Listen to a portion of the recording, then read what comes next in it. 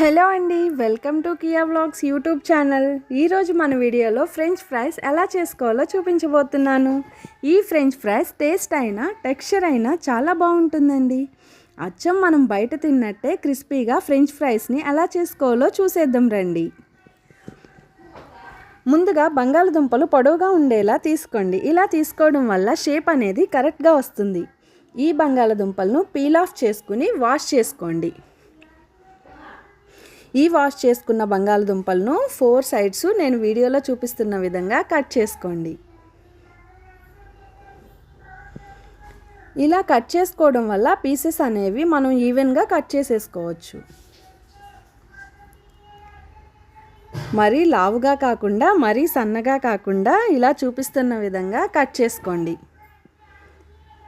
ఇప్పుడు పీసెస్ అన్నీ కూడా ఈవెన్గా వస్తాయి. వీటిని ఒక బౌల్లో వేసుకుని 2 టైమ్స్ వాటర్తో వాష్ చేసుకోండి. ఇలా సెకండ్ టైం వాష్ చేయడం వల్ల వాటికున్న పౌడర్ అనేది పోతుంది. ఇప్పుడు ఒక బౌల్ తీసుకుని కూల్ వాటర్ని లేదా వాటర్లో ఐస్ క్యూబ్స్ వేసుకుని సాల్ట్ వేసుకోండి. ఇప్పుడు ఈ సాల్ట్ వాటర్లో పొటాటో పీసెస్ని వేసుకోండి. ఇలా వేసుకోవడం వల్ల క్రిస్పీగా ఉంటుంది. ఈ వాటర్ని ఒక 20 మినిట్స్ అలా ఉంచండి. వీలైతే ఒక 10 మినిట్స్ బయట, ఇంకో 10 మినిట్స్ ఫ్రిడ్జ్లో పెట్టుకోండి. ఇలా పెట్టుకున్న పీసెస్ అన్నీ కూడా తీసి ఒక మంచి క్లాత్పై వేసుకుని వాటికున్న తేమనంతని ఆరబెట్టుకోండి.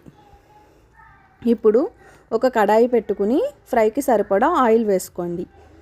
ఫ్లేమ్ని హై టు మీడియం చేంజ్ చేస్తూ పీసెస్ అన్నీ కూడా ఫ్రై చేసుకోండి. ఈ పీసెస్ అన్నీ కూడా లైట్ గోల్డెన్ కలర్ వచ్చేంత వరకు ఫ్రై చేసుకుని వీటిని ఒక ప్లేట్లోకి తీసుకోండి.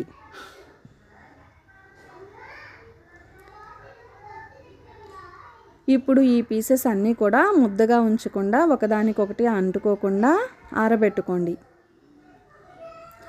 ఇవి ఈజీగా ఆరిపోవడానికి ఒక 5 మినిట్స్ ఫ్రిడ్జ్లో స్టోర్ చేసుకోండి. ఇప్పుడు ఫ్లేమ్ని మీడియం టు హై పెట్టి